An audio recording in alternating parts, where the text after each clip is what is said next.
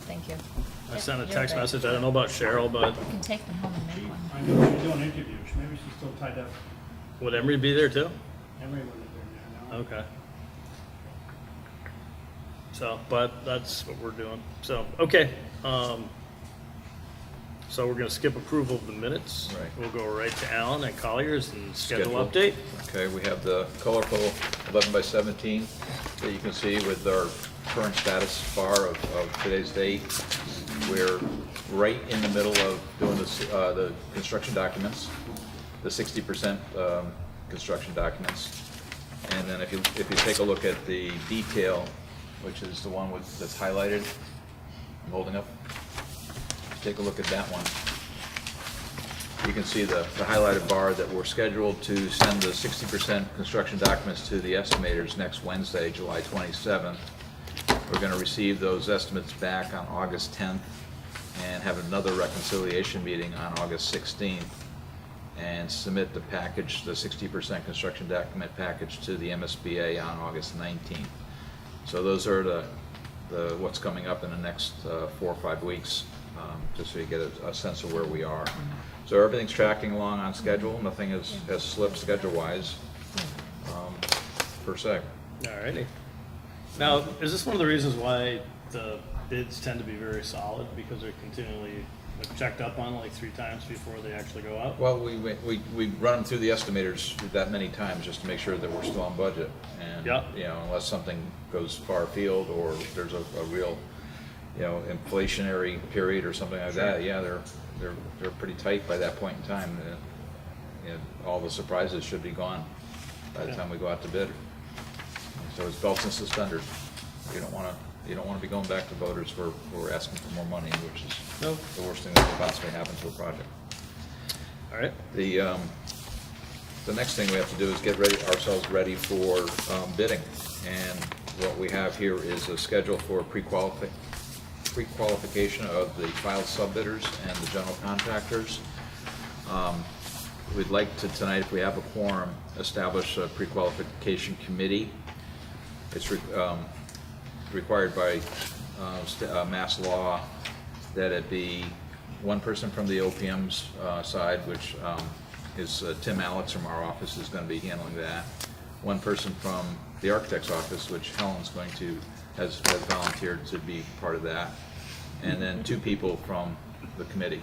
And what we have talked to Chris and to Jim, and they have shown that, or expressed that they would like to be on that committee, which is a lot of work, actually. But we need to have a vote just to make sure that we have the approval by the. Can you just appoint him? As chairman, can't you just appoint the committee? If you. I don't think so. We have voted everything, haven't we? I don't see why you can't. I don't think anybody really would argue with the people that we put down there. No. Whatever, I don't. For good reason. I mean, it's not gonna happen for a while, so you have plenty of things to do. Well, how about this? I will appoint those people and then we'll just run it by the committee when next time we meet Okay. together. When you have a minute, what I did was a write-up as to what the process is, okay, as far as, you know, putting out the request for qualifications, which I'm in the midst of putting that together. It's very standard. It's a DCAM format. It just has to be tailored to the project. So we're going to be issuing that, receiving the qualifications back from the contractors, and then there's a vetting process where we have to go through and check on all their requirements, and they are all judged equally on 3 categories, actually a 4th category, but that 4th category is our mandatory requirements that don't have a point system. That's just a bonding capacity, that they have their DCAM certification, and they provide their DCAM update statement. But the other 3 categories all have points assigned to it, and within those points, they're ranked. We rank them.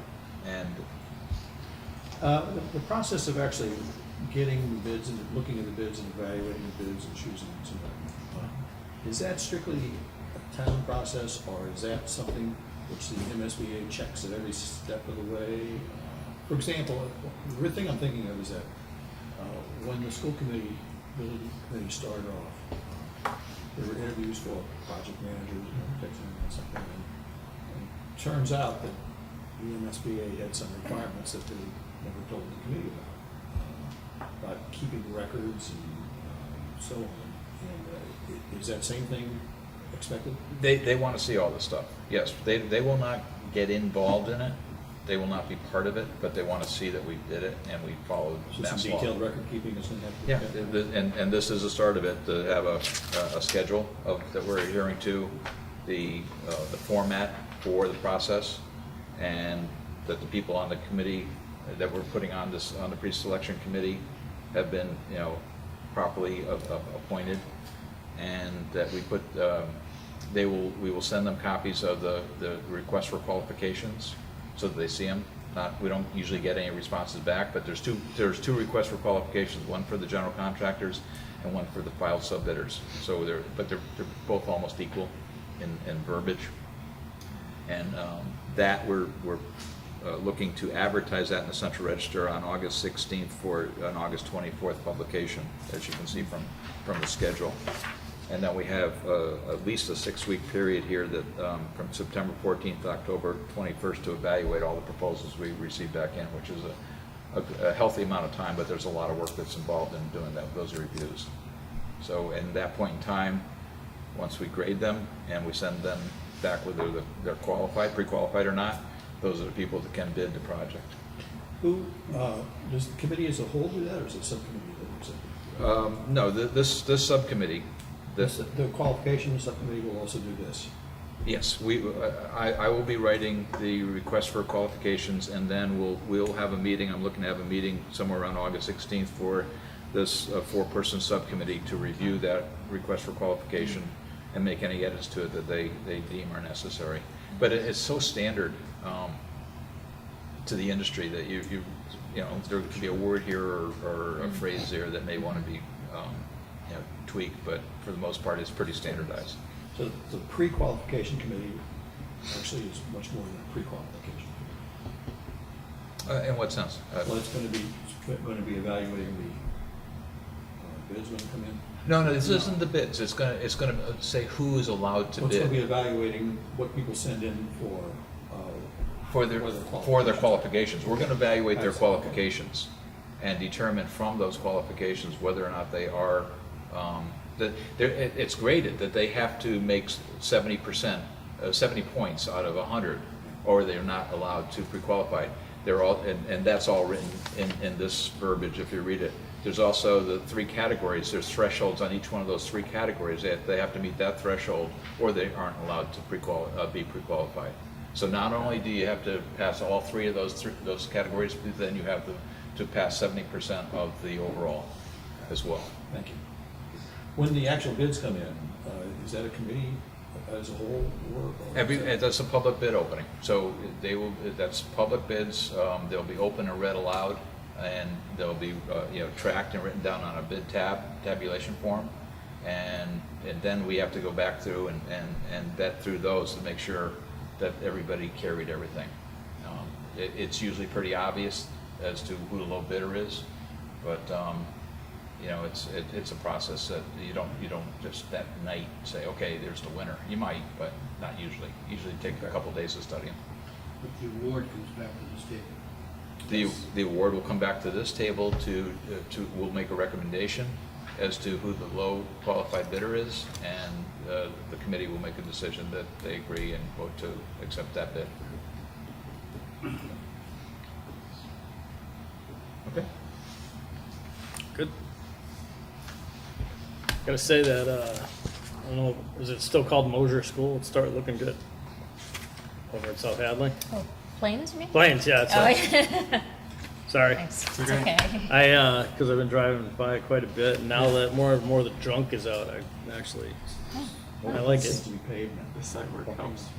Yeah, Yeah. it's like when you're looking at, through a bulldozer or something at it and Yeah, stuff, it it's kind of true. like spoils the view. But, Or a horse. That's a good sign. Someone said to me that they realized there's not enough parking places already. Is that a rumor I heard from someone over? Oh, I'm sure. You haven't heard it yet. No. I will.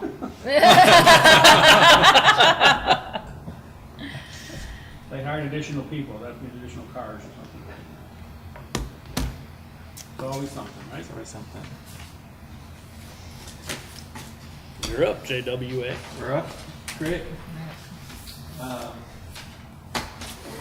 We'll go fairly quickly. So Well, we've been in touch with Sanborn Head, who's doing the well permitting process. They met with DEP on July 11th at the site. DEP called them on Friday evening and said, we'll meet with you on Monday, and if you're not around, then we're on vacation for a month. So luckily Sanborn Head was there on Monday. So they're moving the well about 30 feet. We've got a drawing of that to get outside of the 100-foot buffer for the wetlands, and that avoids a lot of permitting that would be long and arduous. Vern from Sanborn Head reported that Kim from DEP was reluctant to talk about a turf management plan, which was one of the stipulations in the previous permit conditions in 2010. So Vern tried to make the case that that Granby should be allowed to have a turf management plan instead of just an outright ban on all fertilizers. She seemed to come around a little bit, but we really won't know what the official DEP stance is until we get the permit issued, which DEP has said we should expect towards the end of August. So far DEP has taken the maximum amount of time that they're allowed by stipulation. Christian, Each of these processes. moving the wellhead Yes. will now include part of the infield of the ball field, It correct? does. Part of the infield. There you can see part of the infield Yes. between the first and second base. But So- that's the field, it's not the actual well itself. But that's in zone one, you That's now in zone have part of one. the infield in that area that they won't allow fertilizers. So we can't fertilize the dirt. Probably can't put down the chop lines either. Don't ask. I don't know about that. Well, it's just a concern, that's all, now that we Yeah. have more of a green area yeah. being If included. if it's lime, do you think that'd be an issue? Yeah, Yeah. and enough that they're gonna bring it up, whether it sticks or not, they will bring it up. You know as well as I do. Yeah, I know, it's, So this is their new proposed location. They've also just recently, today, given a draft of the request for qualifications that they're working on for the contractor to drill the well and do the necessary testing so that they can apply for the next permit. Of course, that the drilling of the well and that testing can't happen until they get their first letter back from the DEP, which again they're anticipating at the end of August. But that's the timeline that we're working on right now. Could I ask a question regarding their proposed RFQ letter? Mm-hmm. In it, they talk about a land surveyor who's hired by us will stake out the property. Do we have a land surveyor on staff? Or do you?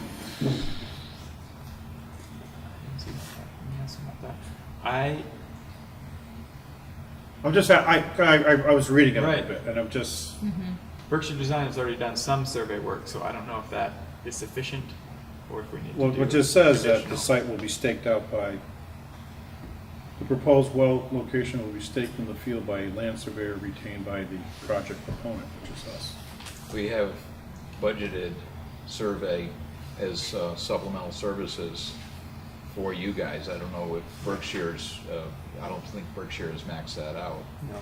Yeah, so I mean, I imagine they could, within that There's budget, some funds in there. still stake that. That's all, it's just a question that Yeah. we don't get bogged down, all of a sudden start pointing fingers at everybody Yeah. else. Great.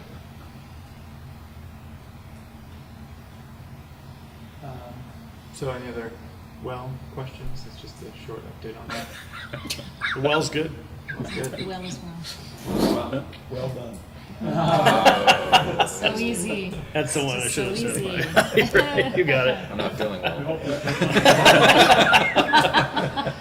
so darn dry.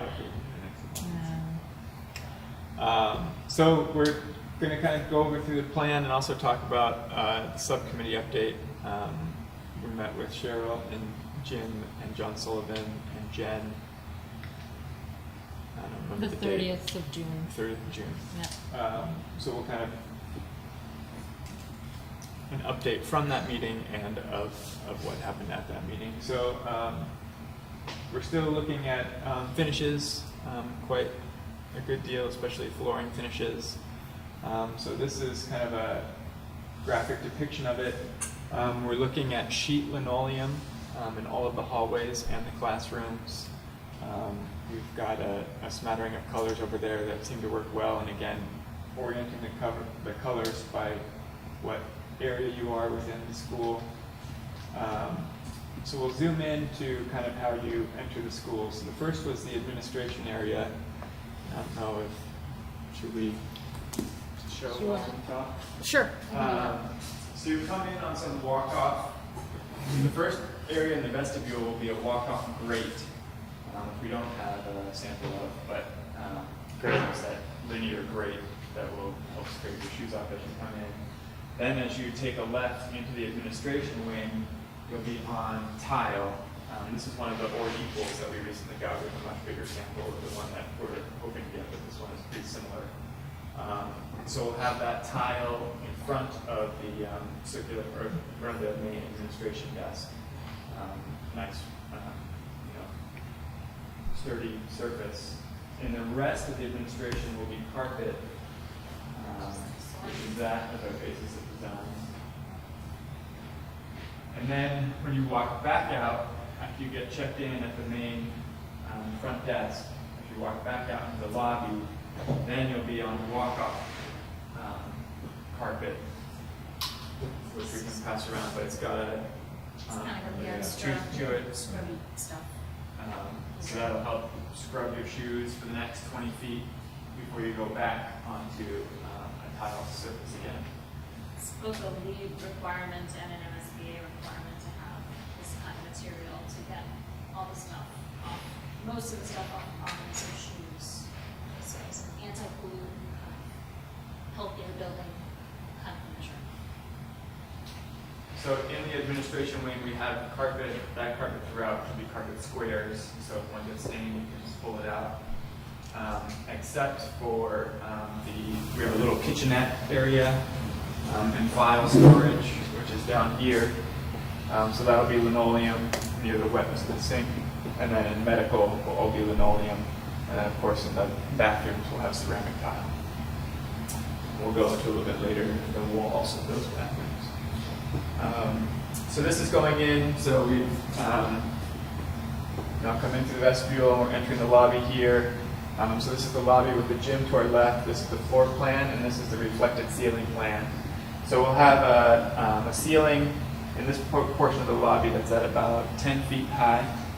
That's a wood ceiling, it's a drop ceiling, but adds a nice wood element. And then it will lift up right as you come to this portion to about 17 feet high. And then you'll have exposed beams coming across. Those are 8'3" on center, and then kind of these clouds of, again, that acoustic wood ceiling in between those beams. And so then we're echoing that rhythm of the beams going across with our tile pattern on our floor. And then we're also going to have clear story windows up on this eastern wall up high between the bays, again starting about here, as we have enough depth above our roof so that we get some nice daylight into that lobby area. So I think we've seen most of this with the bench and these display cases has shifted a little bit, so we're trying to make kind of a focused area here. So we have a display case here for artwork or statues or trophies, whatever it may be. And then on this side we have these tabletop height things that can come out on casters with a wood wall material behind it. So that all kind of ties together on that side. And we've got some perspective views. So this is, again, as you're entering that space, the high beams up ahead, up above, the clear stories coming in with nice eastern light. The bench tying into the taller cabinetry on casters. We were thinking about potentially having a flat screen above that, as that could be kind of a main display for a message from the school, building management information on how much electricity you used last month, things like that could be rolling on that screen. Oh yeah. Yeah, and then we've always kind of had in mind, this is a structural glazed brick tile to a wainscot height at 4 feet. So remembering in the existing building, we've got actual glazed brick full height in the corridors. So this is a way to kind of continue that in the new portion of the building. This is has a bit less black fleck, so it's a little lighter, a little fresher, and then we're proposing introducing a blue kind of top accent course to the wall, which then starts to tie together the blue concept of whatever happens on that sort of focal point wall as you walk into the lobby. So for that focal point wall, it's still a little bit in design, but Yeah. one of our thoughts is to get some pretty large format, they're not really shown large format here, but some large format blue tiles to kind of create some structure to that wall, and then we're going to talk with the art teacher and see if we can come up with a more student-centric kind of white tile with some blue accent that can go in between those. So that's the direction that we're heading.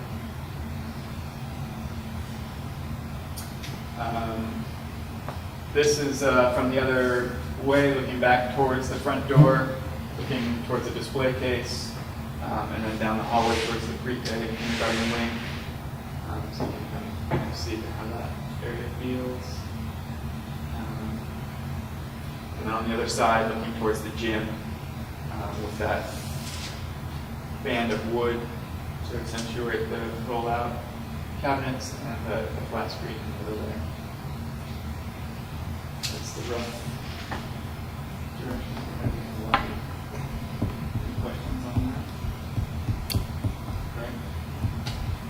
Great. The gym. So we've been through many iterations, and we've talked to the fire chief a great deal, and we've talked to our FF&E.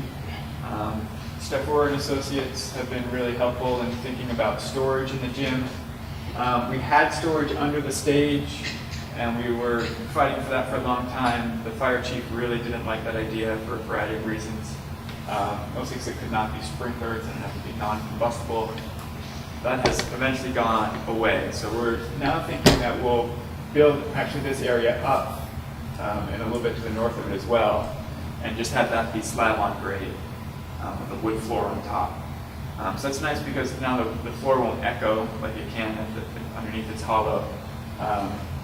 We will meet all of the fire chief's concerns, so that'll be helpful. And then I think we have quite a bit of storage. We have a storage room off of the north side of the stage that we're trying to keep basically open right now. I'm not planning for anything in particular to go in that area, but I'm sure it will get filled. And then we have these larger storage areas down off of the gym, which can fit these coral risers that fit inside very well when they're flipped up. And then we have 5 carts of stacking chairs that provides enough chairs for that type of an arrangement there. So easier than having it come out from under the stage and just kind of solves that whole problem. We have introduced a small climbing wall behind these pull-out, roll-out bleachers. That was a request from both OTPT and the gym teacher. So nothing too high, but just something low that kids can crawl across a little bit. It seemed like a good spot to kind of hide that behind the benches when it's not in use. We will have 2 sets of climbing ropes on the truss there that will get anchored to the wall that gets pulled out of the way, and then our 6 basketball hoops. So that's all of the loads that our structural engineer was thinking about in terms of the trusses going through the gym. One thing that Alan brought up we thought was a great idea was to try and put a kind of a media box or a viewing platform. So this storage area actually gets used as a chase. We have a bunch of mechanical equipment that's going to be exposed coming across the ceiling this way, and then comes down into that chase that can get into the administration wing to the south. So that works out really well. This side, we don't have any mechanical equipment above it. So one thought was to have a little ladder on the side and a railing on the top so that you could informally go up there and film games or film a presentation for the stage. I think that's about it on the gym. Did you say anything about the court cover? Oh, right. So we had thought about having a court cover to go over the wood flooring. And after actually our experience at other school districts, we came back and it takes almost a full day to lay one of those down and almost a full day to then take it back on. And once John Sullivan started thinking about that, and Cheryl as well, and Jen, as a subcommittee, we decided that it wasn't really worth it. It also takes up a tremendous amount of storage. It would take up more than the coral riser storage just for those sheets. So John Sullivan felt like we're going to refinish this wood floor, fairly often every couple of years, so that maybe it didn't make sense to spend that money to store those materials for things that maybe we would use once a year, or maybe not, because it would be such a pain. So that's how that thinking went. And in terms of not having to use the understage storage for chairs, we would have been restricted to non-combustible materials, so you would be kind of stuck with metal folding chairs, which we know are not particularly comfortable. So this does free us up to pick a more comfortable chair and make sure we get the proper glides on the bottom of the chairs that will help with the maintenance and not marring the floor as much. But for sure, there'll have to be maintenance on the floor every couple of years to keep it up.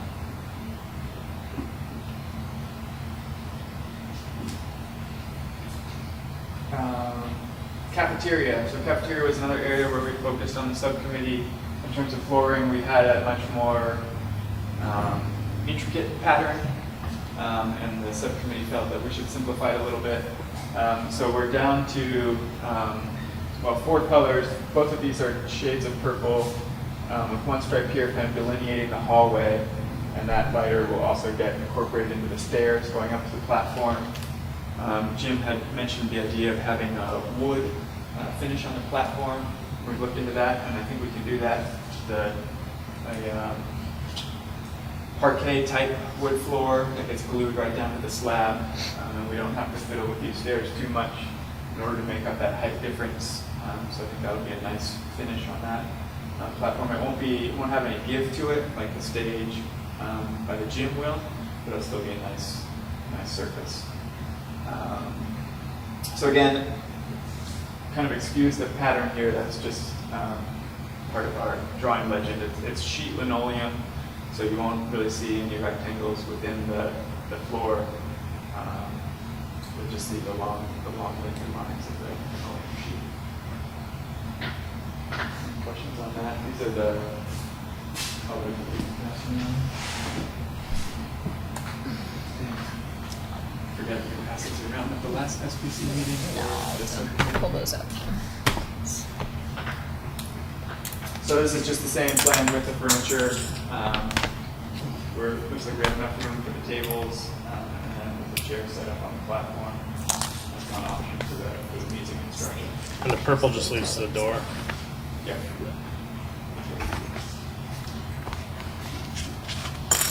The kitchen plan, so you can kind of see it here a little bit better. This is in more detail. But Jim had asked about whether we're getting a full service kitchen.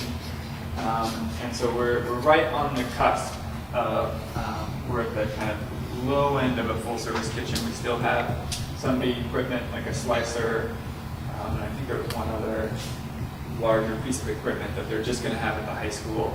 Is it kettle? I think it was a kettle, thank you. And so, that type of food can get prepped there, and that's fine. But otherwise, this can be used as a full-service kitchen. It's got a full dishwashing area for both trays if we want to, or pots and pans. Has a full hood area over here, 6-burner stove. I think there's 3 different ovens. So we met with Chartwells and I forwarded them the updated plan. Let's see here, and Andrew, I think is his name, is taking a look at that and reviewing it as we speak. I get to go to Boston on July 27th and roll the dice and see what happens with the plumbing board. We're trying to apply for a variance to get 1 bathroom in the kitchen. We'll see what happens. Hope for the best, but Is there prepare for the room, worst. is there room in that space if we were to decide to put in the remaining 2 pieces of equipment? I don't know. I would have to ask our kitchen consultant. I think so. There are some, prep tables that are open.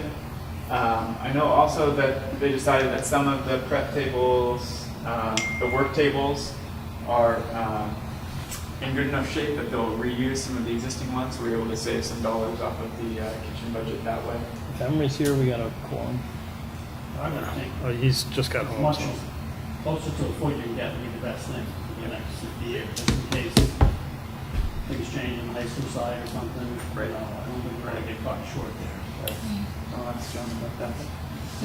We don't know the life of next door, I think we need to think about that.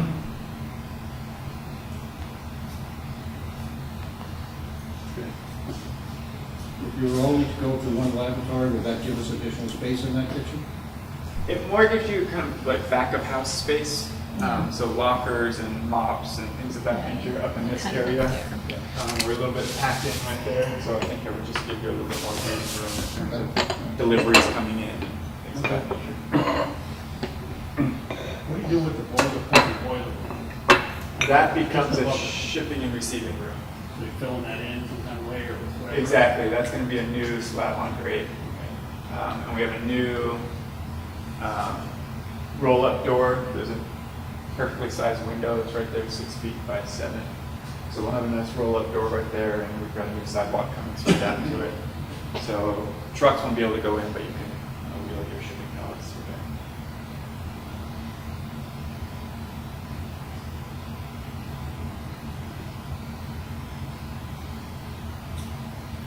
This was our approach for the bathroom wall tiles. It's over here. Great. I moved Thank it, you. sorry. So our idea was to keep it relatively simple at the single user toilets, which are the smaller bathrooms within the classrooms, and some of the smaller adult bathrooms in the administration. So there we would do an accent color on the wet wall, so shown here, and then the other walls would just have a white and cream tile on it. And then in the group bathrooms where we have a little bit more space and the ability to have a little bit more interest, we would mix the colors on that wet wall. Cheryl had the idea of kind of having a nice solid band at the bottom and having that disintegrate as you go up. So that's what we're doing here. And Just that, going back to this, are there bathrooms, I don't have, are there bathrooms outside in the corridor, outside the gym area? Yes. yes. And how large are those bathrooms? And not in size, but in terms of how many people can use that bathroom at a time? So there are two fixtures and 2 sinks, both men's and women's, and then also a unisex individual bathroom in between those. So we have those right off the gym. Then there's 2 bathrooms within the administration wing, and then another group of bathrooms here for the.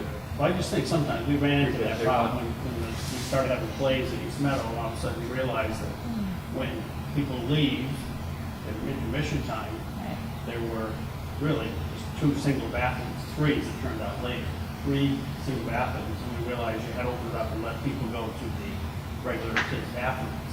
And I'm just trying to think, because we have a space like this, we think it's gonna be used more than just, we can't predict what's gonna be used, but Right. for games, if you have, 100 people watching a game, now bathrooms, it's like, we want to limit them going down, but not that we can build a bathroom for 50 people at a time, but, Yeah. just an issue. I know it costs more money and size and so on, but. I mean, I guess another option might be if we were to kind of a similar thought. And how many times of year does that happen? Probably Right. not a lot. Or if you do actually move town meeting over there, you're gonna have a lot of people. I mean, I'm wondering if, again, to kind of preserve the ability to lock off the wing, but maybe if we introduced another set of doors and allowed people to come down to this second set, which also has, this one has, this looks like 3. Those are even a little bigger. That's something maybe that they'd have to walk a little further, But but at least it's. to might relieve the, It's doable. yeah. You could certainly still lock off the doors here and here. Right, And you still have metered egress. Right. Yeah. Well, so that probably is a good possibility. okay. Right. Think about Another that. option is there's another group down here, so if you're keeping these doors open, which are close to the parking lot, you can seal these doors and just kind of have this portion open, which was one of our thoughts if you wanted people to be able to get to the cafeteria and the gym. Then you can have two different groups there. Thank you. Yeah.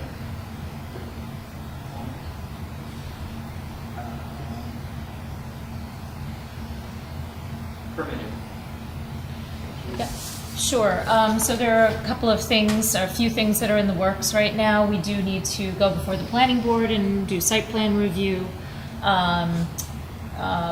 Rachel Leffler of Berkshire Design has been in touch with Kathy about getting the materials in. We'll have them in hopefully tomorrow, if not by Monday. Kathy explained that there is kind of a bit of a preliminary back and forth with planning board. So before we can actually set the date for a hearing, that back and forth needs to happen, which means we need to get the materials in quickly. So that's what we're working on. We have everything we need to do that. We just need to format it correctly. So that's, I'm hoping that will allow us to get before the board before the end of August. That's our goal You anyway. mentioned that you need an independent engineer to look at this. Do we? Brought it up with other projects in town, even though they had an engineer on staff, they had to do it in the library, cost them $2,500. They did, huh? Don't know what they'll require, because the board has changed again, so. I would hope they don't. They have qualified engineers on this committee. No, I agree with you, Jim, but like I said, you have a changeover in the staffing now, so maybe Yeah. they won't require it. Yep. So we'll see what happens with that. A nice result, maybe not for the ball field so much, but in moving the well down a bit and avoiding that 100-foot buffer, that means Concom won't have to go before Conservation Commission. I'm sure as part of the review for the planning board, they'll look at it. But again, that'll help with kind of overall timing and making sure we get things approved in the proper order. MassDOT, we need a curb cut permit for the secondary entry, so that is also in the works, and Chris will need to sign the cover page of the application in order to get that in, but looks like we'll get that in middle of next week.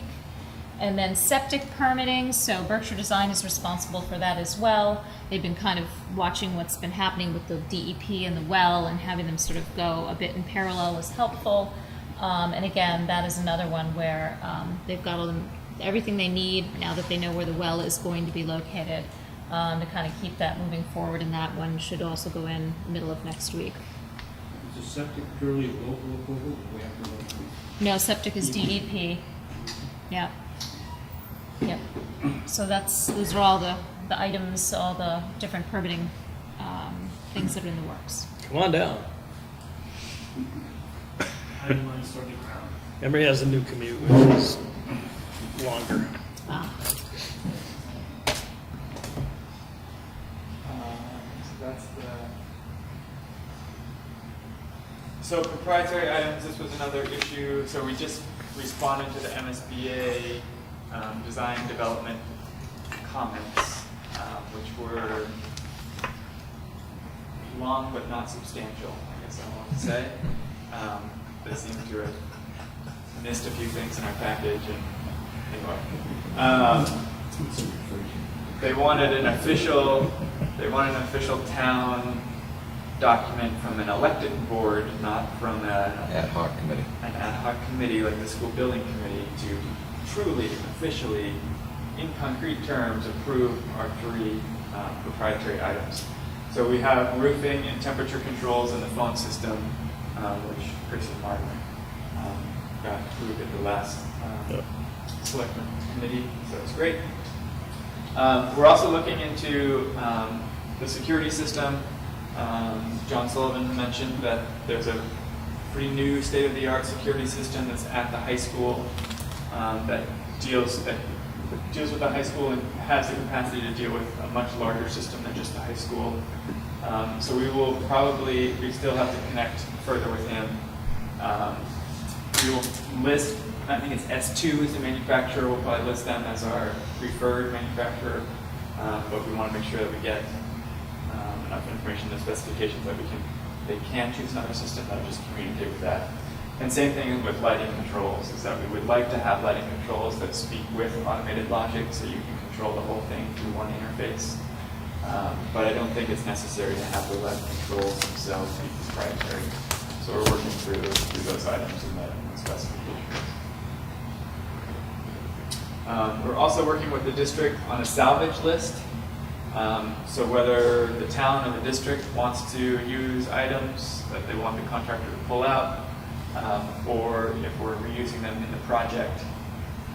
So if any of you can think of anything from East Meadow that you've had your eye on, let us know.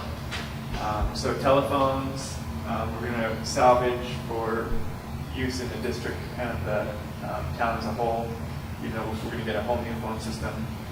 Prep tables we're going to reuse. Key fob parts, we're going to salvage.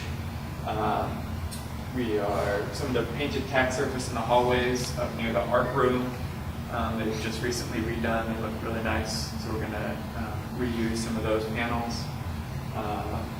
Rooftop units, we haven't heard back yet whether the district or the town wants to reuse those relatively new rooftop units for the library. They're relatively new, but specific to that space, so I'm not sure how useful they would be. Rachel from Virtue Design has done a great job of really identifying play equipment that is potential for reuse. So we still need to go through all this with the district, but she's got a pretty good idea for both West Street and East Meadow, what can be reused. Hollow metal doors, we're saving those. We're putting in new door leaves and new side light windows, but we're going to try and salvage the frames. David asked for some of the network switches to be salvaged, and then the kiln we're just going to reuse as relatively new piece of equipment. So all of that helps, and this is all stuff that we're trying to get into the specifications and the drawings so we can keep track of it. Random little item, signage. This is our proposed signage for the project. Love your input. The idea is that the classrooms, reading through text. The colors will match the linoleum colors to some extent and will change depending on where you are in the building. One question we had is whether it would be helpful to have a slot where you could put in a temporary name of the teacher that's in that room. Some districts want them, some districts don't. We will put a generic description of the room. We won't probably even say what grade it's for, just that it's a classroom. And then the Braille, of course, under the name and the number. So I don't know if the school building committee is feeling they want to make the decision or whether we should come back to the district and ask them. Jim, do you have thoughts on that? You're probably the most experienced in that regard. I would think that looks fine the way it is. Whether you put a teacher's name there, I don't know. It's usually, people usually design their own and put something up there. I think that's fine. That would work really fine. Let the school do it. Chris, one thing that we do see many times is the room number on the inside of the door frames, so that if you're in a room in a security situation, you can announce to somebody on a phone that you're in such and such a room. And there's also outside the building, outside the windows of the building, so that the police department can identify which rooms also. They need to address that. And doors too. We'll put on those. those are there now, at least Meadow, I know. Beneath outside, there's a same, another mention with the room. Right. Yeah. A lot of times what you don't see is the inside door frame have the room number on it. So if you're in the room, then you don't know what room you're in. That's good. Substitute teacher. Yeah. Or anybody that goes there for refuge or something like that. Yeah. That's a some good reason. point.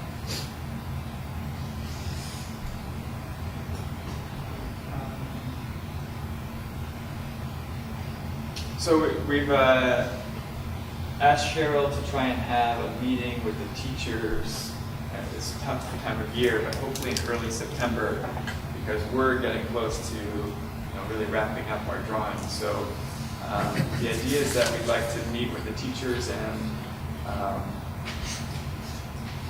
think also get input from the school building committee on kind of these last items. So site, I know when Rachel was on site looking at some of the items to reuse, some of the teachers came up to her and were concerned about scheduling of the pre-K play areas versus the play areas for the older grades. So that's something that we wanted to kind of touch back to the district on. And then I think it also brought up the idea of just the site in general, that the building kind of, the building's a building and it's going to be a clean building, it'll be nice looking, but the site really has like a pretty high degree of variability in terms of how manicured it should look, or how many resources the school district can afford to spend on taking care of the site. So I think I'll wait till Rachel can really give the true presentation, but it brings into some of the concerns of, do you have, for the play surfaces, if we put in more mulch and more rubber surfacing, that might look better. It's also more expensive up front versus having lawn, but then you cut the lawn, or will it get muddy when it's really rainy out? So these are just some of the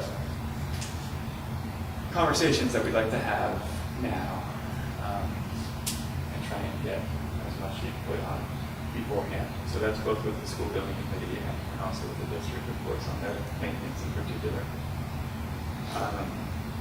For the classrooms and kind of for the building design, we've done this before, and it's kind of, it's not as fun as having Google glasses, which we've also done. You can pretend you're inside of the classroom and look around virtual reality. But it's pretty simple, and it really does give people a sense of what their room is going to feel like. The furniture is there to scale. We can start to get a feel for how much cabinetry is actually on the walls. And then we've got, where did the 11 by 17s go? Right here. Okay, so we kind of formatted them on a sheet so that we could pass these out, and teachers could even do them with their students if they want to, turn it into some kind of a classroom activity.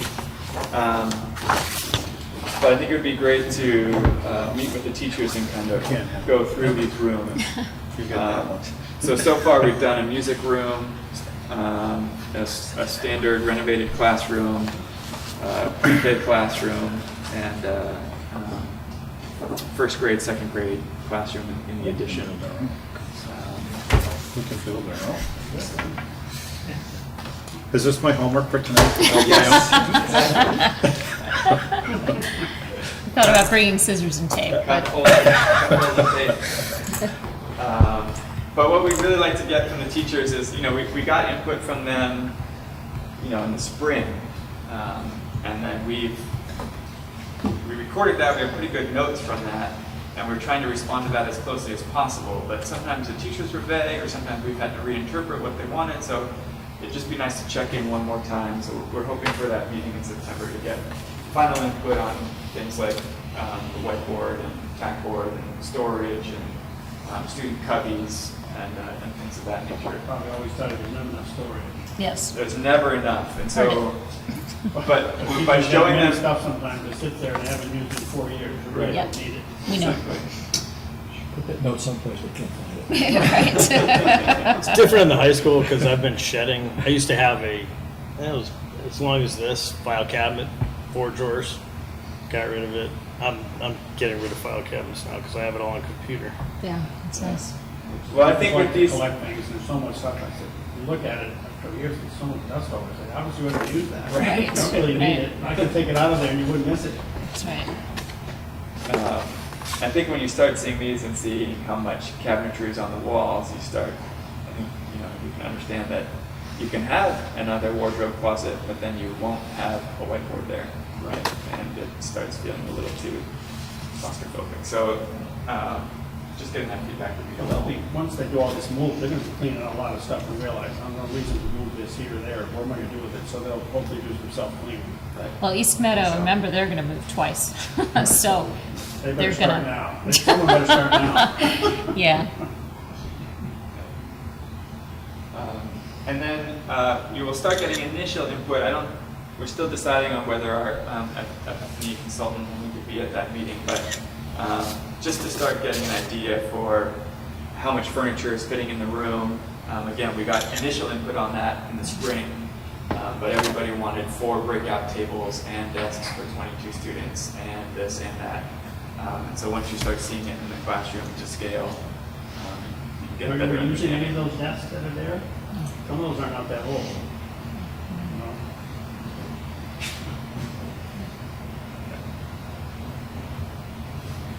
Colors don't match anymore.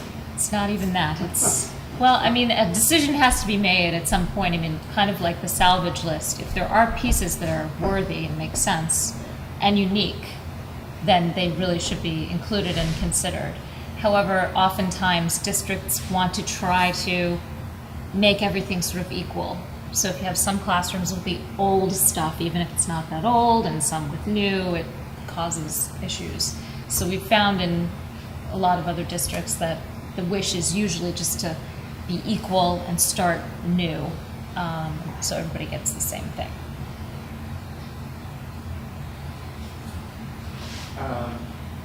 Talking about furniture and fixtures, that schedule happens much later than our schedule. And so on Allen's, we're going out, construction documents are ready in late November, right? But they're gonna be having their meetings in January and February. They put their FF&E package out in March. And there's really gonna be 2 separate packages. The first one will probably just be cafeteria, so that when the East Meadow students move into the new addition, they'll be moving with their old furniture and keeping it there, but we'll have the cafeteria kind of newly renovated with new cafeteria tables, and that's just done. And then in that summer move, when students from West Street come up and East Meadow students move back, then we'll come in with all new furniture and the whole FF&E package will be delivered and complete. The technology schedule is very similar to this, a little bit later, because you just are pushing it a little bit as late as possible so that you get the latest and greatest technology. You don't want to be ordering that even 6 months in advance if you can help it. But very similar, and that will also be distributed. That'll be more distributed into different packages when the East Meadow students move into the new addition. That will all be outfitted with new technology, and then we'll do the second technology package when the renovation is complete. Based on these schedules, do you have in your mind, or do we have to put in our mind, or in the teacher's mind, that this meeting in September is the last day for input as far as the building structure and shape of the rooms? And then there's a set date for when the furniture has got to be decided upon, there's no turning back. Are those dates cast enough that when we have these meetings, they're going to know that, and so they can come and say, I haven't quite thought, I need a couple more months, or is there a date that's going to pull the curtain down here? You want That's a great idea. Yeah. No. Off the top of my head, I think end of September-ish is kind of the drop dead date. For anything building related. Building-related changes. FF&E, I have to reach out to Stifler and see what they think, but I would imagine, around the February time period of 2017. And what Stafora will do is once they get sort of input, and again, this is another probably subcommittee that we'll have to think about, you know, who should be involved on it. They'll show pictures of furniture styles, they'll say what appeals to you, what doesn't, what, you know, functionally what works best. And then once those choices are narrowed down, they'll bring in samples. They might bring in 2 teacher chairs so people can sit in them and test them. So, you know, definitely we want to have buy-in for those things that teachers are going to be touching every day. So again, it doesn't have to go the same, bidding wise. It can't go when we go. However, there are some decisions, you know, if teachers and seeing these say, wow, I don't really need all of that casework, I'd rather have another table. It's that kind of stuff also, Right, that interplay right. between what's built in and what's loose. Or where We the- need to where the finalize that. computers go. So the computer Right. will be part of the tech package, but the wiring needs to be part of our package. So we Right. need to iron that out sooner rather than later. I mean, it's just been a long time, and I don't think people realize that there's an end. Yeah, Right. yeah, that's a good point. We will make that point. Thank you. Emery, we had a couple things to vote on. We didn't have a quorum, otherwise I wouldn't have bothered to play it. Yeah, that's fine. I apologize, I had a really long day and I That's- just went straight home. so- That's okay. No apologies necessary. We have 2 things. One is, now that we have That's minutes. So.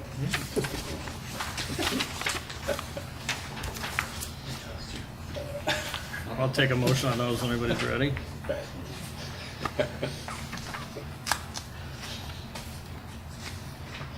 I'll make a motion to approve the minutes as written. I'll second that. All right. Any discussion?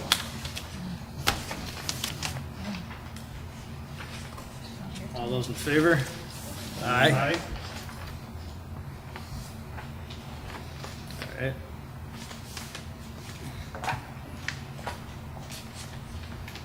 Second thing, Emery, was that I appointed, but we generally, as a committee, we appoint the subcommittees. And that is for, did I give you the, that's not it, it's this one. Contractor pre-qualification process. Basically what they do is we'll send out an RFQ, which is a request for the qualifications of people, contractors and subcontractors. And those need to be screened. And the proposed screening is by Chris Martin, Jim Morrissey, Helen Fantini, and Tim Alex, who is from Colliers. So, but prefer to have a vote on that rather than just be saying. Yeah, makes sense. All right, if anybody wants to make a motion on that, So moved. okay. I'll second. All right, all in favor? Aye. Who made the motions on the last one? On the minutes, Yeah, by motion, Jim Peters seconded.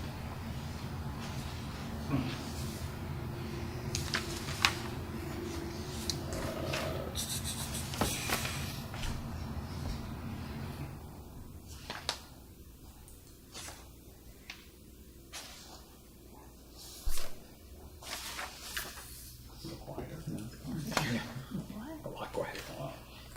okay. If there is no other business, we can take a motion to adjourn. Move. August 18th, our next meeting. August 18th, yep. So, second? Yep. All those in favor? Aye.